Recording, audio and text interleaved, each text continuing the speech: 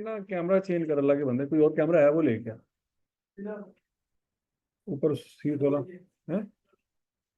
कोई और देखो, क्लास खाली हो उसे। अच्छा जी, ये हमने उस दिन FIFO वेटेड एवरेज पढ़ लिया था।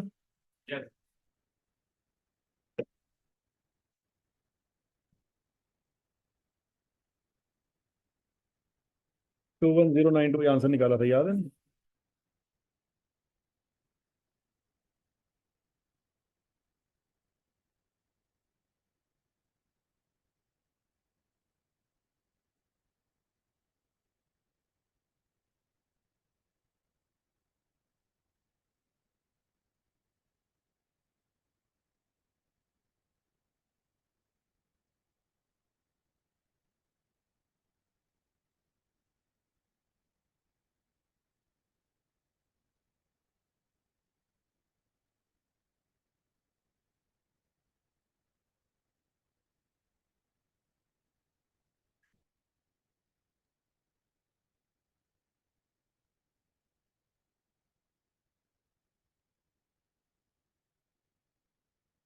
अच्छा जी, बच्चों ये सवाल देखे जरा।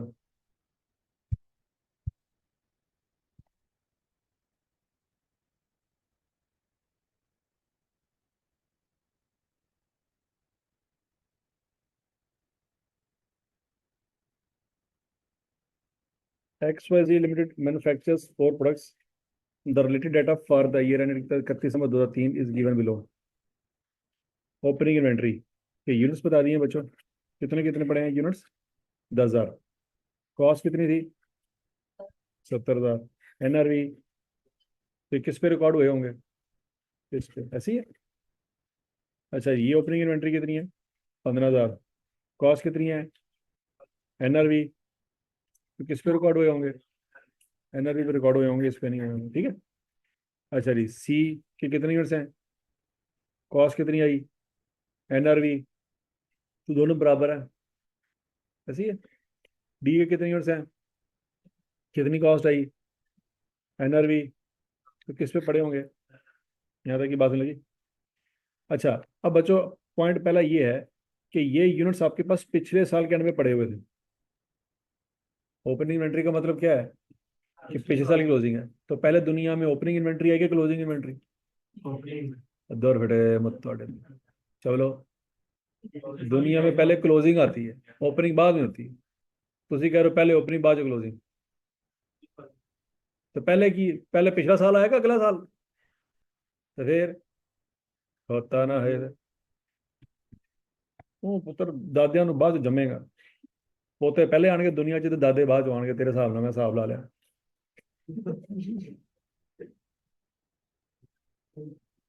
अच्छा जी, कितने यूनिट्स पढ़े थे? खोते आप पढ़े? हाँ, 10,000। अखा ना मसला है। और कितने प्रोडक्शन की है? कितने हो गए? 60,000। यहाँ तक की बात में लगी। अच्छा, ये जो यूनिट्स आपने बनाए ना, इस पे खर्चा कितना आया है? 4 lakh.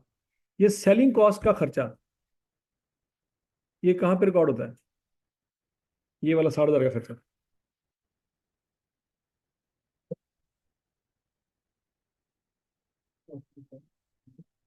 Profit and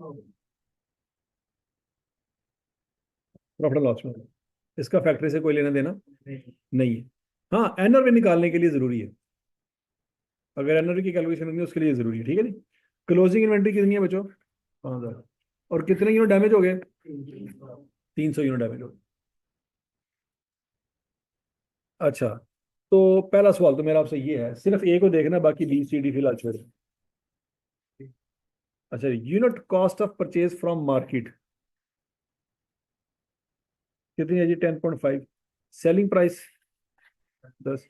unit cost to repair damage units 3। ये जो यूनिट्स डैमेज हुए हैं ना, इनको रिपेयर करने का खर्चा कितना है? मतलब 3 रुपये मजीद लगेंगे तो नॉर्मल हालात में सेल हो सकती है, ठीक है जी। हाँ, ये यूनिट जो हम बना रहे हैं, अगर ये हम ना बनाएं, मार्केट से बाई करें, तो कितने के बाई करेंगे? फिर वही यूनिट अगर मार्केट में जाके सेल करें, तो वो कोई बेवकूफ़ ही होगा जो क्या करेगा, 10.5 का लेके 10 का बेचे। देखिए, आप उस दुकानदार से जाके एक चीज़ बाय की, फॉर एग्जाम्पल पेन ही, आपने मोबाइल बाय किया, फ्री सेंटर के एक बंदे से आपने मोबाइल बाय किया 1 लाख रुपए, थोड़ी देर बाद घर आए, फिर वापस चले गए, उसने कहा यार मोबाइल पसंद नहीं आया मुझसे, वापस ले लो। तो क्या वो 1,10,000 का लेगा आपसे? वो 1,10 का तो नहीं लेगा। महंगा लेगा कि सस्ता लेगा? सस्ता लेगा। तो आपने जब बाय किया तो रेट क्या मिला, और जब आपने उसी बंदे को जाके बेचा, तो समझ आ गई बात, कि आप बाय कर रहे हो तो 10.5 का मिल रहा है, लेकिन वही चीज जब जाके बेच रहे हो तो 10 का। तो डेफिनेटली फिर हम अगर उसको बना रहे हैं, बाय नहीं कर रहे, तो 10 से सस्ता होगा तभी तो बनाएंगे। अगर तो हमें खुद घर में बना के 11 रुपए का पड़ रहा है, तो बेचने का तो फायदा ही कोई नहीं है, फिर काम बंद करो, नौकरी ढूंढो। ठीक है ना? फिर तो नौकरी करनी चाहिए, फिर तो कारोबार नहीं करना चाहिए। कि अगर घर में बनाया है, 10 रुपए से ऊपर का पड़ गया है, और मार्केट में 10 रुपए का सेल हो रहा है, तो फिर कोई फायदा नहीं है। अगला पॉइंट,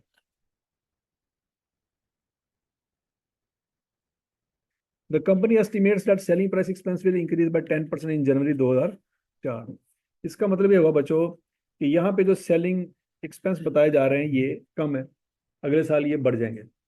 मतलब डेफिनेटली जब पेट्रोल महंगा हो जाएगा, तो गाड़ी में जब सामान रख के कस्टमर के घर तक लेके जाना है, तो खर्चा फिर क्या हो जाएगा, ज्यादा हो जाएगा। यही वो कह रहा है कि selling expense will increase by 10% in January 2004। In computing the amount of closing inventory that should be reported in the statement of financial position on December 31, 2003, following are the consideration. To calculate the cost of closing stock, we have to first calculate the cost of goods available for sale to determine the weighted average cost per unit for the purpose of average cost method.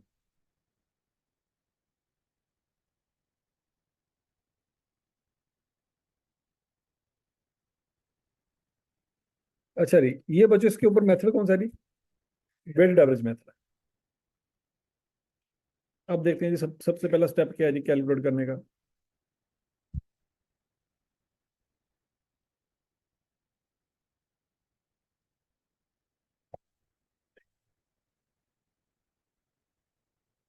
Opening stock कितना है? 10।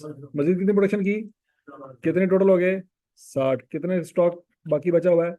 तो फिर कितना cell कर दिया? ये सीधी सीधी बात समझ आती है ना? अब हमने कॉस्ट निकालना।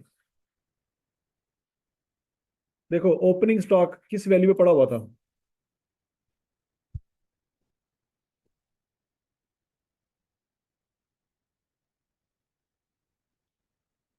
ओपनिंग स्टॉक 70 पे पड़ा होगा कि 75 पे पड़ा होगा? 70 पे पड़ा होगा, 75 पे नहीं पड़ा होगा।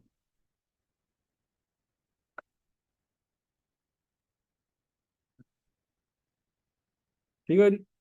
तो बच्चों ये 70 पे पड़ा हुआ था। अच्छा जी, अब मजीद हमने कितना खर्चा किया? 4 लाख। तो टोटल खर्चा कितना हो गया? 470। अब आपने निकालना है इस 470 को किस पे डिवाइड करेंगे बच्चों? ये 4,70,000 आपका खर्चा है, कितने यूनिट्स का? इसको किस पे डिवाइड करेंगे? 50 पे का 60 पे? 60 पे डिवाइड करेंगे, तो वेटेड एवरेज का आंसर आ जाएगा। पर यूनिट कितने का पड़ा?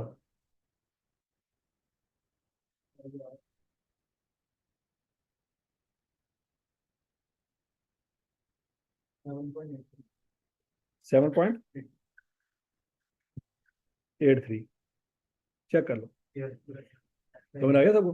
ठीक हो गया। अच्छा, कितने यूनिट आपके पास इस वक्त पड़े हुए हैं? होते हैं यूनिट्स, 5,000 पड़े हुए हैं। क्या आंसर आएगा?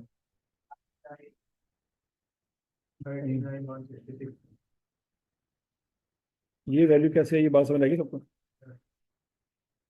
कि नहीं समझ आएगी?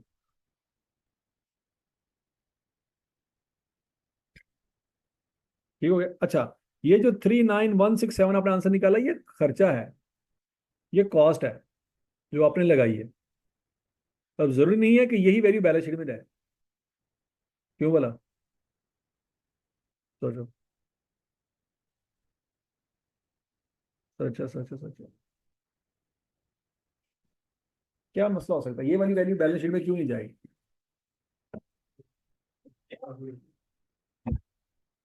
बताएं जरा। बीस में कोई और भी खर्चा हो सकता है, जो भी होता तो इसमें ऐड ना हो जाता।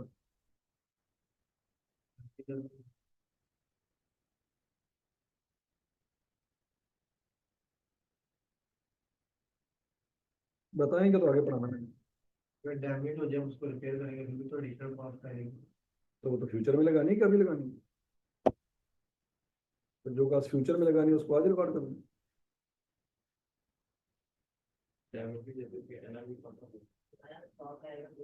हाँ, ये वैल्यू जरूरी नहीं है बैलेंस शीट में जाए। क्या वजह हो सकती है कि ये वाली वैल्यू बैलेंस शीट में ना जाए? ये जरा सोचो।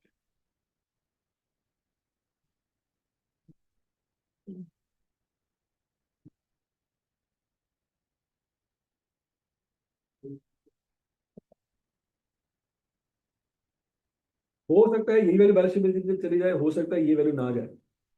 वजह बतानी है कब ये वाली वैल्यू बैलेंस शीट में जाएगी, कब ये नहीं जाएगी।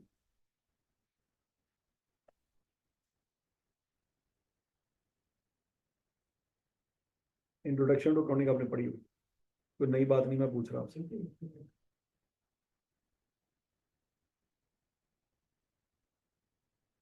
जितने यूनिट बनाए अगर तो वो सारे सही रहे और सही रहे फिर तो यही जाएगी। फिर अगर डैमेज हो गए या मसला होगा फिर वैल्यू चेंज होगी। तो वैल्यू बढ़ जाएगी कम हो जाएगी? कम होगी। तो कह रहा था खर्चा मजीद होगा। जब खर्चा मजीद होगा तो वैल्यू बढ़ जानी चाहिए। तो वो आगे तो फ्यूचर में होगा, तो अभी के लिए आ सकता, तो कम कैसे होगी?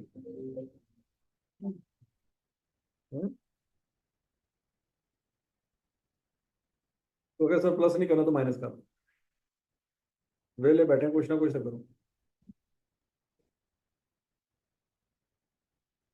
सोचो सोचो, कोई मसला नहीं। बड़े को पूरा सवा घंटा क्या सोच रहा।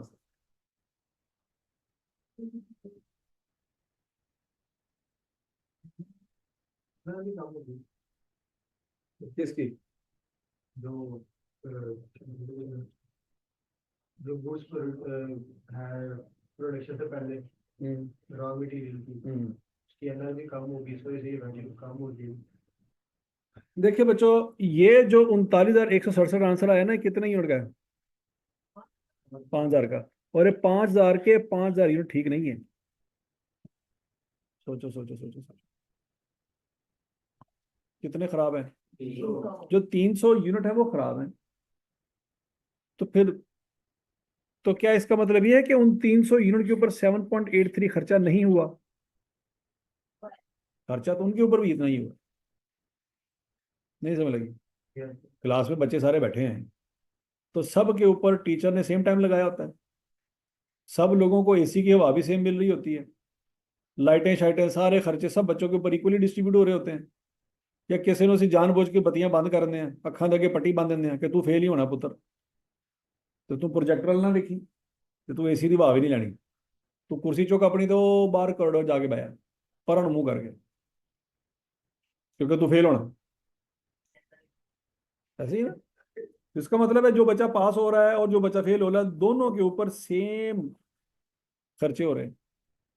क्या पास होने वाले बच्चे का तू 24 घंटे कमरे 'ਚ बैठा रहा, पढ़ते रहना पढ़ते रहना पढ़ते रहना, तू नहीं बाहर निकलना, घर भी नहीं जाना, क्योंकि असं सोच लिया कि तू पास होना। तो जरा फेल हो गया उन्हें असं मोबाइल लैके देंगे जिस पबजी गेम इंस्टॉल कर देंगे, तो उन्हें कहेंगे अन्ने बार नैट है तेरे को, 24 घंटा तू गेम खेलता है, क्योंकि हमारी नीयत है कि उसको फेल कराना है। सोचो तो सही, क्या ये स्टोरी है? नहीं, पास होने वाले और फेल होने वाले बच्चे के ऊपर सेम रिसोर्सेज यूज हो रहे हैं कि नहीं हो रहे? इसका मतलब है गुड यूनिट हो या बैड यूनिट हो, दोनों के ऊपर खर्चा क्या है? लेकिन फ्यूचर में वो क्या चवले मारेंगे, वो डिपेंड करता है कि वो गुड यूनिट है या बैड यूनिट। अगर तो गुड है तो उसकी वैल्यू कुछ और होगी, और अगर बैड है तो उसकी वैल्यू, खर्चा दोनों पे सेम हुआ है लेकिन फ्यूचर में फायदा उन दोनों का सेम नहीं होगा। नहीं समझ आई? खर्चा 5,000 के 5,000 यूनिट पे सेम हुआ 7.83 पर यूनिट, लेकिन जब उन यूनिट्स की वैल्यू ऑफ फाइंड करेंगे जो कि आपने बैलेंस शीट में लिखनी है, तो बच्चों उस सूरत में फिर देखना पड़ेगा क्या।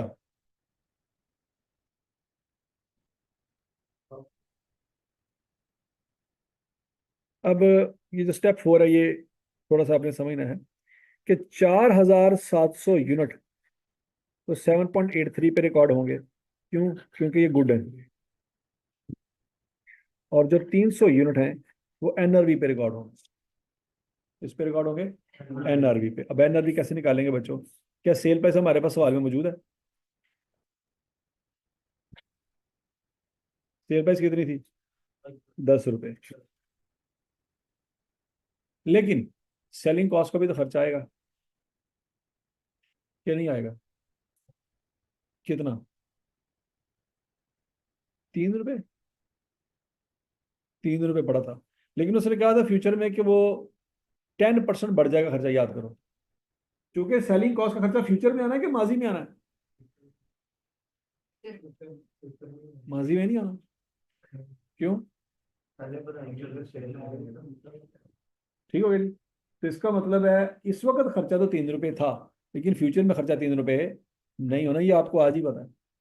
कितना खर्चा होना फ्यूचर में? तो क्या आंसर आएगा? 3.3। तो बच्चों 10 - 3.3।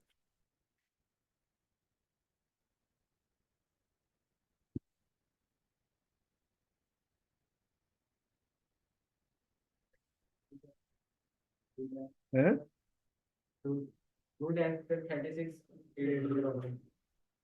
36।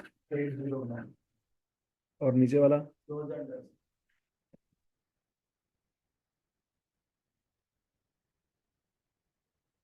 ये बन जाएगी वैल्यू। वैल्यू निकालो। 3 डबल 1। तो बच्चों कॉस्ट आपकी है 39167, लेकिन जो लोअर ऑफ कॉस्ट और एनआरवी जो वैल्यू है ना वो 38811 है। तो कौन सी वैल्यू बैलेंस शीट में जाएगी?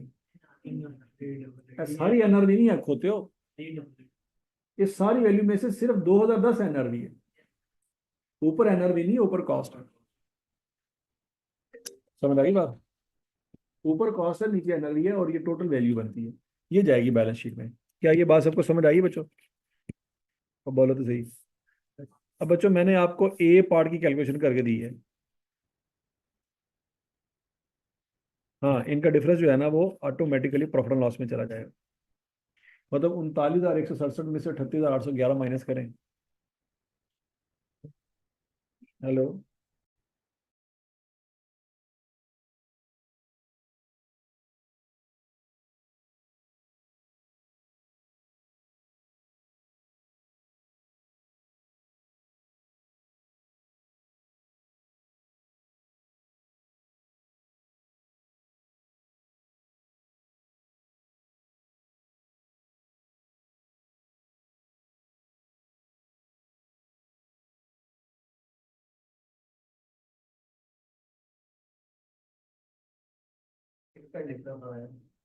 कितना नुकसान आया जी?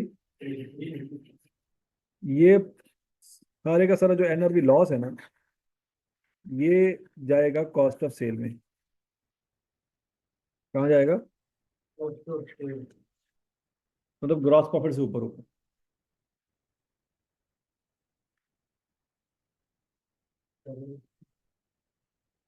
तो समझ आएगी सबको? पार्ट ए प्रोडक्ट को कैसे रिकॉर्ड करना है बच्चों, समझ आ गई सबको? क्या नहीं समझ आई?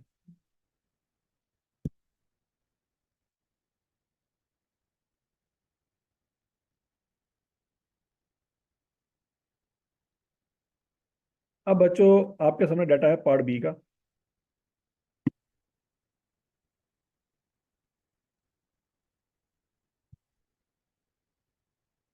बी के ऊपर वेटेड एवरेज है, सी के ऊपर फाइफो है, डी के ऊपर फाइफो है। ये जरा कैलकुलेट करें शाबाश। बी की वैल्यू क्या आएगी जो बैलेंस शीट में जानी है, सी की वैल्यू क्या आएगी और डी की वैल्यू क्या आएगी, जल्दी करते हैं।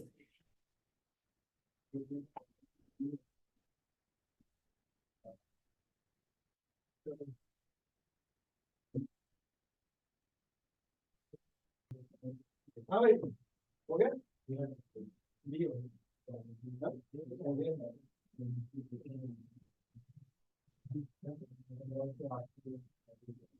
बी का क्या किया पहले बताएं जी।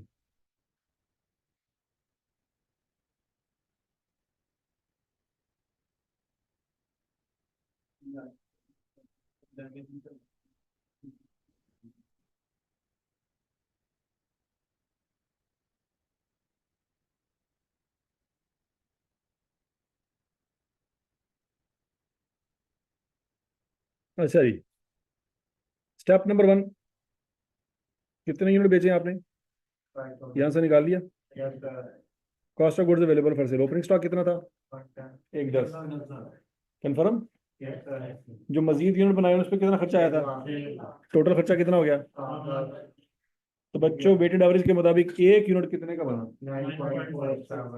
क्या ये बात सबको समझ आ गई। अब बोलो तो सही। अब अगला पॉइंट, ये तो गुड यूनिट की कॉस्ट है ना, जो डैमेज यूनिट उस पर तो एनआरवी लगेगी ना, क्योंकि डैमेज यूनिट की एनआरवी 9.47 से कम होनी चाहिए। अच्छा जी, सेल प्राइस कितनी है बच्चों, 12। सेलिंग कॉस्ट,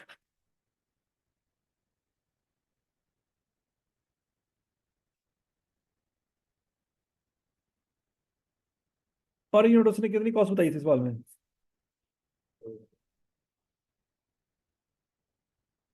ये तो उसको रिपेयर करने की कॉस्ट है ना। तो आपने फिर गलत इसे कैलकुलेट कर लिया, ठीक है, पिछला भी गलत हो गया, क्योंकि आपने इसको क्या समझा था सेलिंग कॉस्ट, ये सेलिंग कॉस्ट थोड़ी है, ये क्या है, ये तो रिपेयर करने की कॉस्ट। सेलिंग कॉस्ट आपने निकालनी थी कि ये उसने आपको टोटल कॉस्ट दी हुई है, इसको नंबर ऑफ यूनिट्स पे डिवाइड करना था, तो पर यूनिट सेलिंग कॉस्ट आनी थी।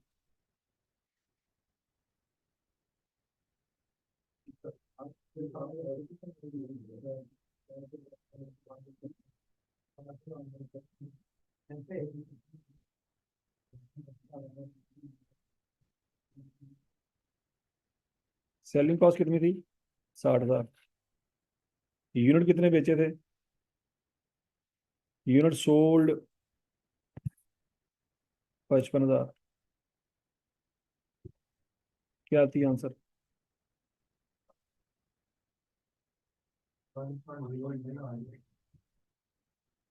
उसमें 10% इजाफा हुआ,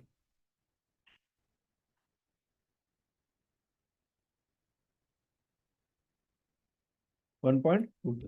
अब बच्चों जरा देखो एनआरवी का कंसेप्ट क्या है, मैंने आपको एनआरवी का कंसेप्ट पढ़ाया था, एस्टिमेटेड सेल प्राइस, ऐसी है, वो कितनी थी, 10 रुपए। उसमें दो चीजें माइनस होनी है, estimated selling cost minus estimated cost of completion, याद आ रहा है कुछ कुछ। सेलिंग कॉस्ट कितनी है जी, 1.2, कॉस्ट ऑफ कंप्लीशन क्या है, 3, ये दोनों माइनस होने हैं, तो जाके एनआरवी आनी थी।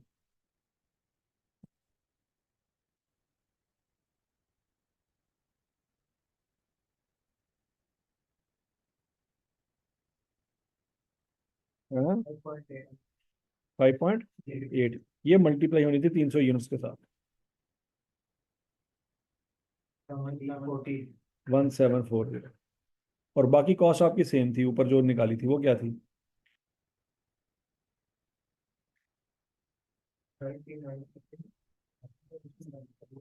और 4700 यूनिट को जो मल्टीप्लाई किया था, और चवल 39 नहीं खोते।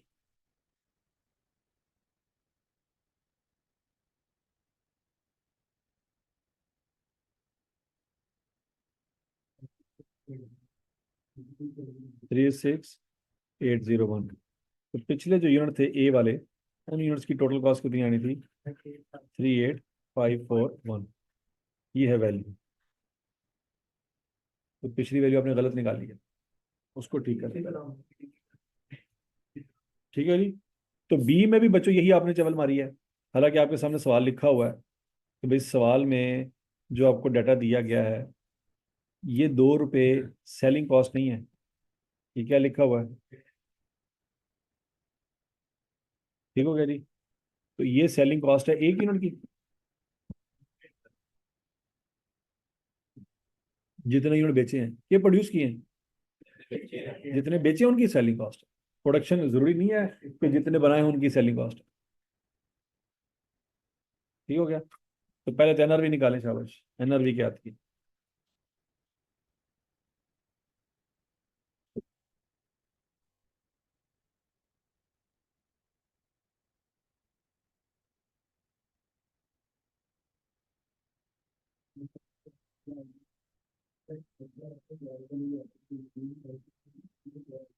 हाँ जी, क्या आंसर आएगा जी?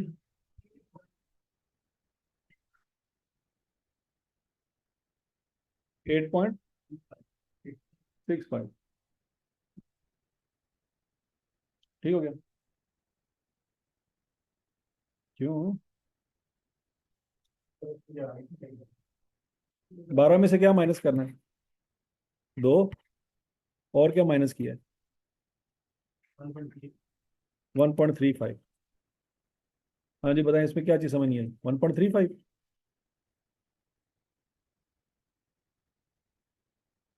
हाँ, ये दो समझ आया कहाँ से आया?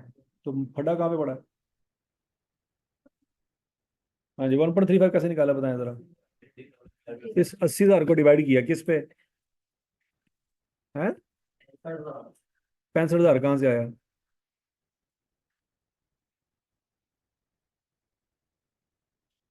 सोचो जरा, 65,000 क्या बुलाया?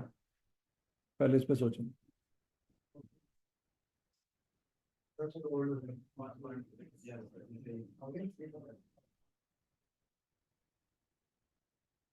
और 65,000 कहाँ से आया है?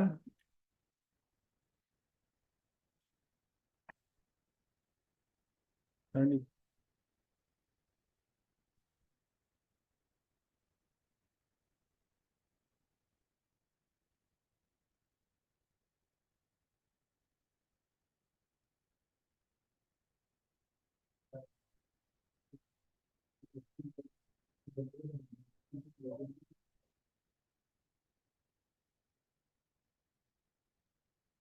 तो उससे क्या है? ये होता क्या है? ये जो निकला ये क्या चीज़ है? ये 65,000 कॉस्ट ऑफ सेल है।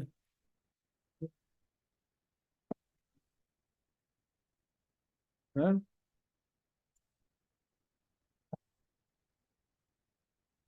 अब बोलो तो सही। आ जाओ वापस, चलते हैं घर। 5 सूट थे आपके पास साल के शुरू में। कितने सूट थे? कुछ ही बोलो जरा। 5। 15 सूट और लिए, कितने हो गए? 20। 7 सूट साल के एंड में जाके खराब हो गए, कितने बच गए? 13। ये कॉस्ट ऑफ सेल है। इसका नाम क्या रखेंगे? Cost of sale. क्या रखेंगे? ठीक हो गया। और साल के शुरू में कितना स्टॉक था? कितने मजीद बनाए? तो कितने हो गए? कितने पड़े हुए हैं? तो बाकी किधर गए? तो जो यूनिट बेच दिए, वो कॉस्ट ऑफ सेल है। हाँ।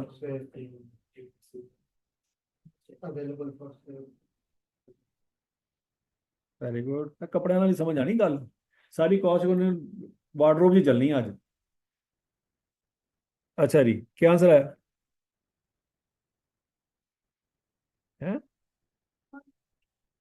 1.23। लेकिन ये अगले साल 1.23 नहीं होना, 10% महंगाई हो जानी। तो क्या आंसर आएगा? 1.35। और समझ आ गई बात है।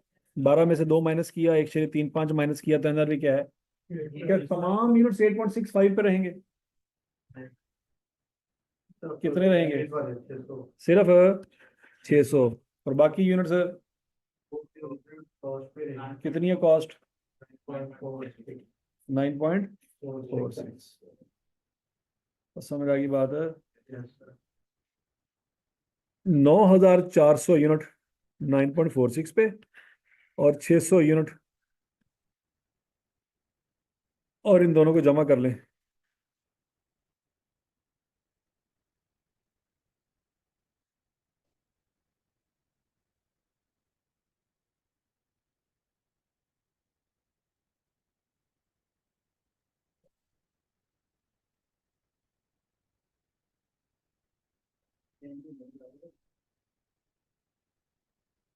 समझ आई है?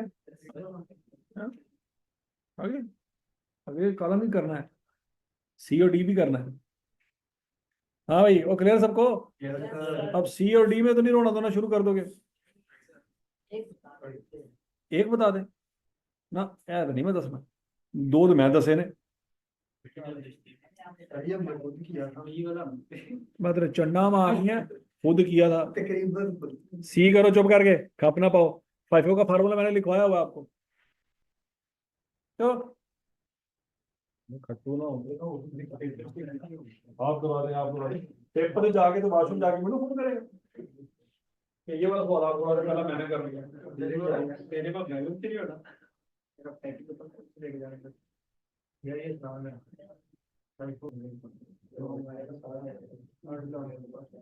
हाँ भाई, बढ़िया सर, कुछ कुछ पले पड़ गया, करने से सब कुछ हो जाता है, बस दिखाते ना।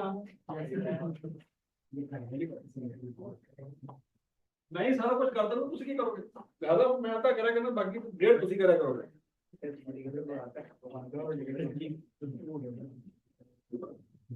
दो घंटे का लेक्चर होएगा ना कल तो? है 2 घंटे हैं, तेन 2 मिनट बाद समझ आती है।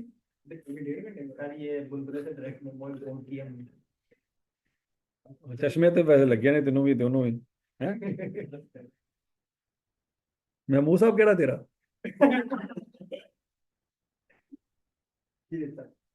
महमूद साहब ने महसूस करना है।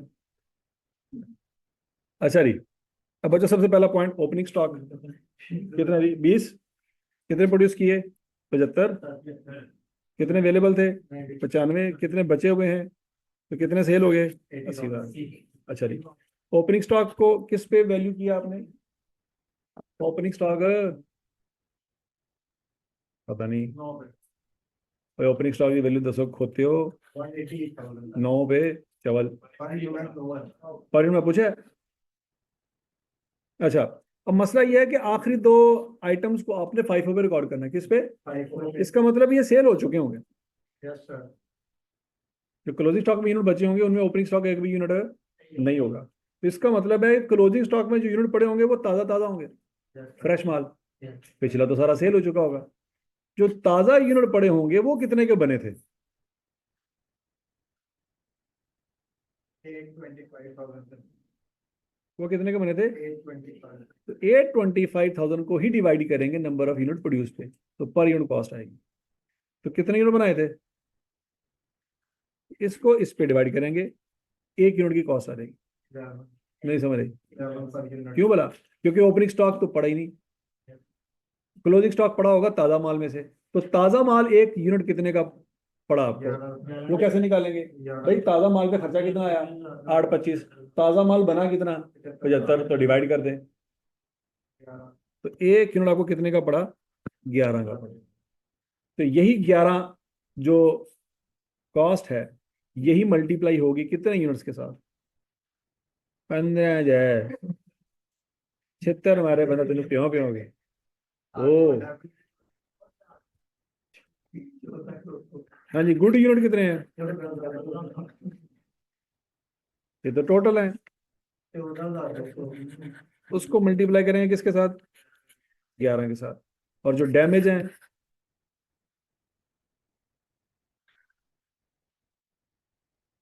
उसको मल्टीप्लाई करेंगे 11.5, ये तो नहीं लेना, 12 माइनस 2.5,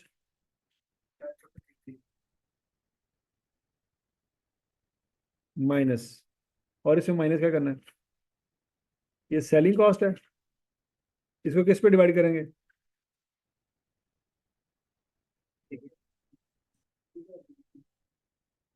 हाँ जी, सेलिंग कॉस्ट कितनी है जी? 90,000। डिवाइड किस पे करेंगे? 80,000 क्या है? क्या आंसर आएगा?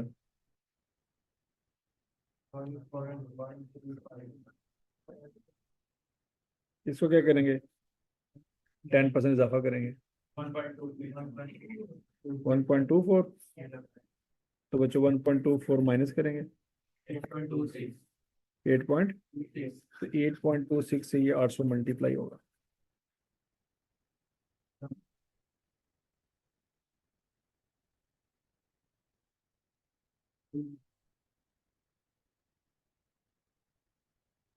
1,52,792 और 6,608 टोटल करेंगे तो 1,59,400 आंसर आना चाहिए।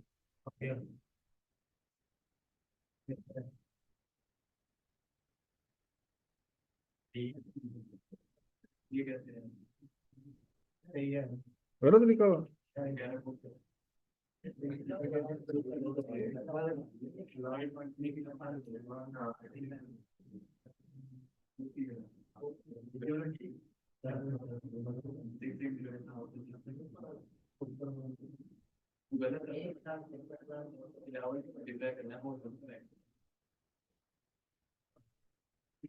कॉस्ट कितनी आ रही है 11, कितने यूनिट्स हैं?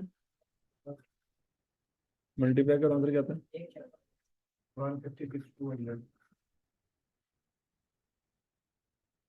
156,200। तो उसमें 6,608 ऐड करें तो 162।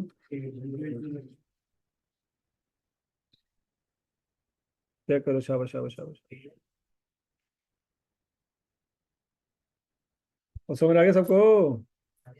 चलो जी, आखिरी प्रोडक्ट रह गया डी, ये भी करो। छुट्टी, छुट्टी तो मुंह है तो छुट्टी वाला।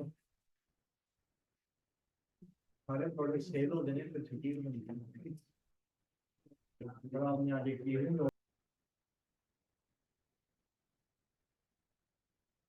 1 लाख, फिर उसके बाद जो खर्चा आया। ओके जी। Opening stock 15 lakh. ये 12 कैसे आया? किसको किस पे? 1.2 मिलियन है। 12 लाख बाय लाख। ठीक है जी, 12 आया। अब एनआरवी कैसे निकलेगी बच्चों? सेल प्राइस कितनी है? 12,000 और सेलिंग कॉस्ट और कंप्लीशन कॉस्ट। एन एनआरवी की आ गई 7.91।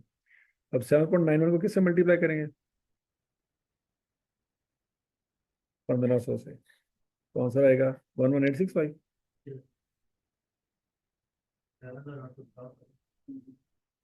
850 आ रहा है। सर ये जो 1.09 है इसको ये इंक्रीज भी तो होना है अगले साल 1.1 मल्टीप्लाई नहीं करेंगे।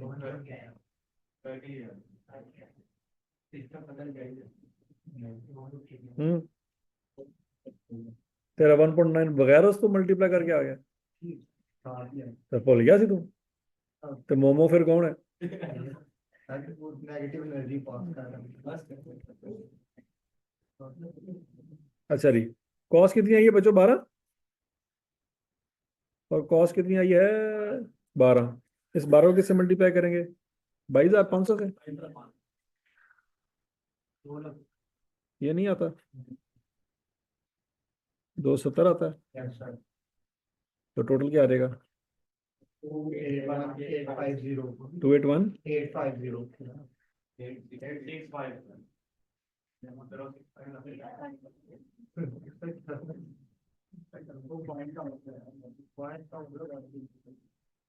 ये आ जाता है कि इसमें भी गड़बड़ है? 50 है कि 65 है? पहले दस दो।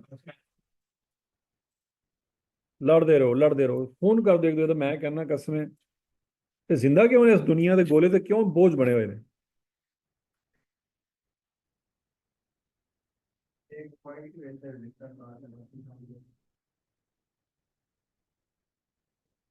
सारे प्रोडक्ट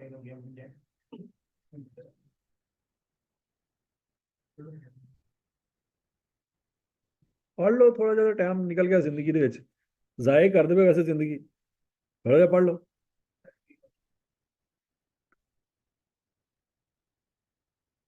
एडवांटेज डिसएडवांटेज सारी लटरम पटरम फजूलियात पढ़ लेंगे। और बोलो तो सही, पहले जरा मैं पढ़ाया वो कड़ा याद है।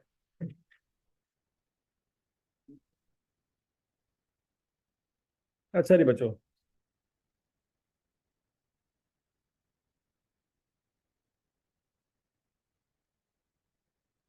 अब एंट्रियां हैं। एंट्रियां भी आपने इंट्रोडक्शन टू अकाउंटिंग में पढ़ी हुई हैं। ठीक हो गया बहरहाल। फिर भी एंट्रियों को देखते हैं बच्चों। जब आप फैक्ट्री मैंने आपको बताई पढ़ाई थी, याद है ना आपको? फैक्ट्री में बड़े बड़े 3 कमरे होते हैं, एक रॉ मटेरियल स्टोर, एक प्रोडक्शन हॉल, और एक फिनिश गुड्स स्टोर। जब बच्चों बाहर से माल रॉ मटेरियल स्टोर में आता है, कुछ ना कुछ तो डेबिट क्रेडिट होना चाहिए। सोचो जब बाहर से माल आया रॉ मटेरियल स्टोर में, तो क्या डेबिट करेंगे क्या क्रेडिट करेंगे? Raw material debit, payable credit. याद रखो फैक्ट्री वालों ने पैसे नहीं देने थे। क्यों? चार्टर्ड अकाउंटेंट कहाँ बैठा है? रोड दे। रोड पे बैठा है। मैं जाओ जैसी पढ़ाई करते पे तो रोड पे ही बना चाहिए है। ठीक है जी। तो पैसे उसने देने हैं, फैक्ट्री वालों ने पैसे नहीं देने। क्यों? क्योंकि फैक्ट्री वालों के पास पैसे आने कहाँ से हैं? आलू गोभी बेच के। वो जो कैंटीन वाला बैठा है वो पैसे कमा रहा है। तो फैक्ट्री वालों के पास पैसे तो आने कोई नहीं कहीं से। तो चूंकि पैसे आने को नहीं, तो पैसे देने कहाँ से है? तो पैसे देने और लेने का मसला कौन देख रहा होगा? और वो कहाँ बैठा है? समझ आ रही बात? जब माल खराब निकलेगा तो बच्चों क्या एंट्री करेंगे? तो जो वापस भी तो भेजेंगे ना जो खराब निकलेगा। पेएबल डेबिट और मटेरियल क्रेडिट। अच्छा, जब माल यहाँ से इश्यू होकर प्रोडक्शन हॉल की तरफ जाएगा, तो क्या एंट्री करेंगे? प्रोडक्शन हॉल में जो अकाउंट बनता है ना, उसको वर्किंग प्रोसेस अकाउंट कहते हैं। क्या कहते हैं? तो बच्चों एंट्री होगी वर्किंग प्रोसेस अकाउंट डेबिट और मटेरियल क्रेडिट। और जब वहां से माल माल वापस आ रहेगा, तो फिर क्या एंट्री होगी? Material debit, work in process credit. Point समझ आ गया? अच्छा, उसके बाद बच्चों यहां से माल तैयार होकर जब आगे जाएगा, तो क्या करेंगे?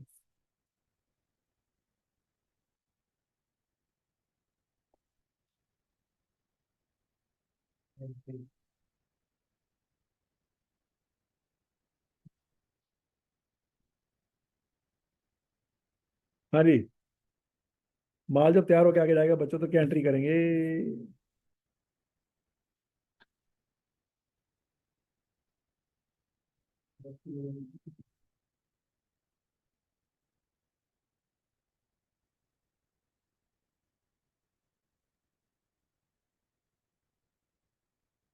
हाँ जी, प्रोडक्शन हाउस जब माल तैयार होकर फिनिश गुड्स में जाएगा, क्या डेबिट करें क्या क्रेडिट करें? फिनिश गुड्स इन्वेंट्री डेबिट और work in process.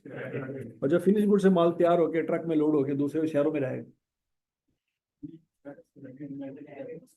Inventory debit, inventory credit.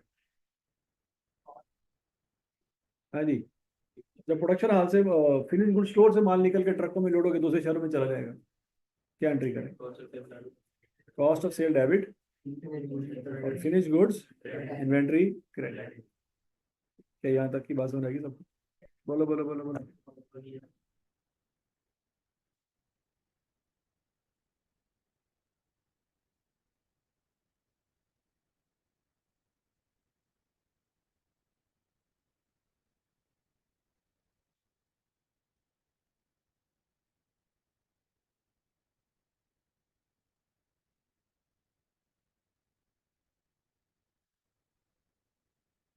अच्छा जी।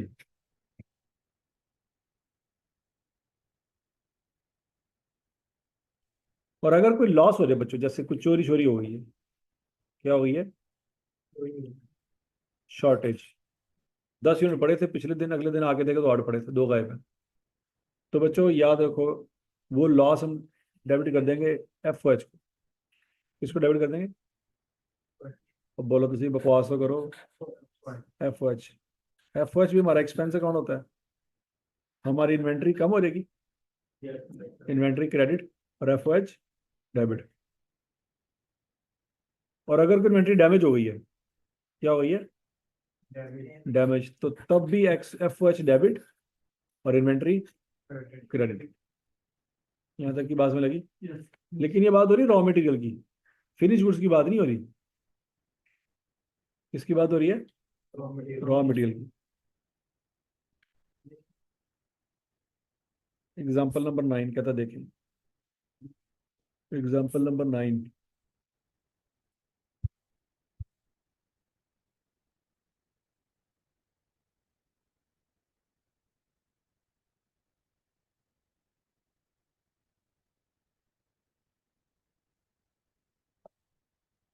चलो फिलहाल एग्जाम्पल नंबर 9 कल देखते हैं। ठीक है, आज को इतने काफी है।